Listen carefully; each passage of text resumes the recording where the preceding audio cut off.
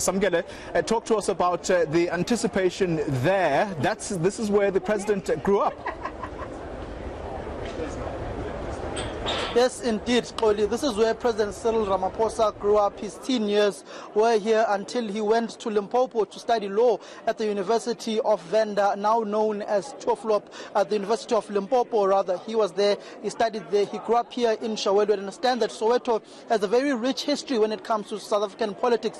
Former President Nelson Rolihlahla Mandela was here, stayed here in Soweto as well, in Vilakazi Street. You've got the likes of Mama Winnie Madikizela Mandela. Till her last breath, she was here amongst the people in Soweto. Now you've got President Cyril Ramaphosa in these past elections, the 2016 local government elections. He did vote here. The 2019 national elections is coming to vote here again. I'm going to speak to the ANC's head of the presidency, Zizi Godwa, Mr. Zizi Godwa, to further clarify to us why is Soweto so important to them as the ANC. And why does the president specifically come to vote in Soweto, knowing very well that he now stays in affluent Sandton in Hyde Park? Why does he come to vote in Soweto? Soweto represents the history of our struggle. You will recall not only in 1976, but even leaders of the African National Congress, wherever they will come from, different provinces, they will arrive and they will stay in Soweto. So Soweto is a face of the liberation struggle in South Africa. But importantly for the president to come in Soweto, because as you just said on your set now, is that he comes from here. It's important that he votes with the people of Soweto, because Soweto particularly now is very important in the history of the ANC, but also to our country. It is a township that is played. It is the face of a new South Africa. If you look at Soweto before and now, you'll see a different Soweto. It's like a city. It's no longer a township.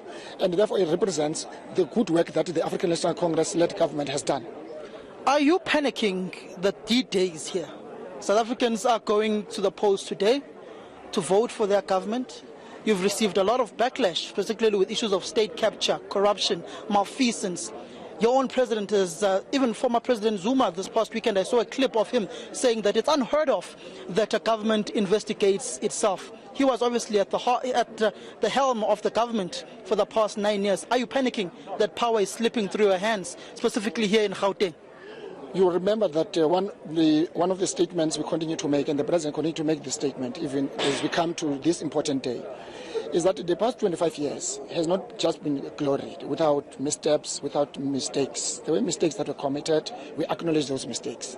But South Africa is better than it was before 1994 under the leadership of the African National Congress.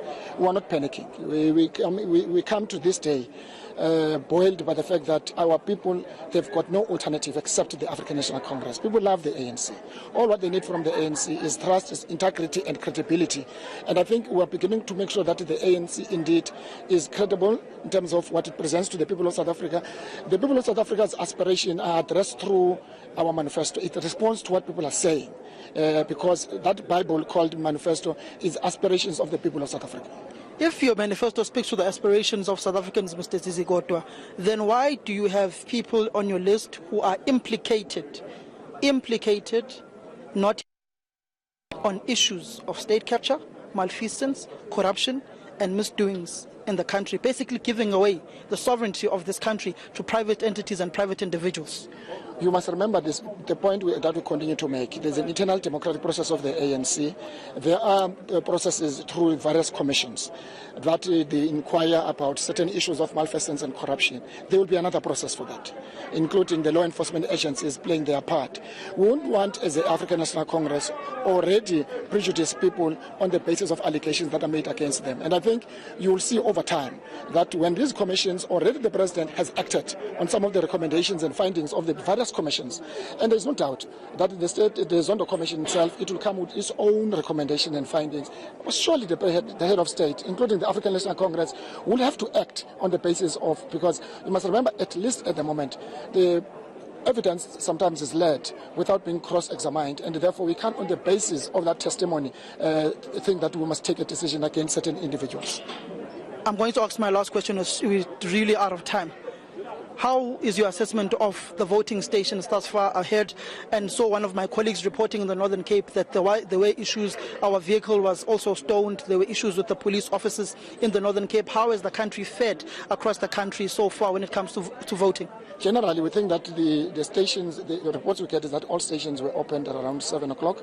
I had a good experience here inside, and I think the IEC staff, very professional, trained, they are prepared for this task of today.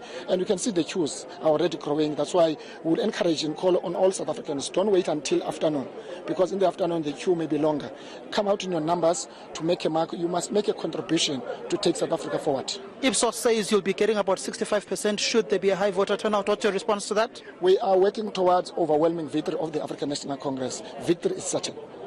Have you ironed out your suit for the inauguration? Are you getting a ministry? Those decisions are decisions of the president. Well, that was Mr. Zizi Godwa, the ANC's head of the presidency, speaking about their history when it comes to the issues of Soweto and how their leaders were born out of Soweto. People like Tata Nelson Rolihlahla Mandela, Winnie Madikizela Mandela, and the incumbent president of the ANC, Cyril Ramaphosa, also saying that they are calling all South Africans to go out to the voting stations very early this morning, as there may be long queues later on this afternoon. Back to you, Xoli. Thank you very much, ENCA's Samgele Masego.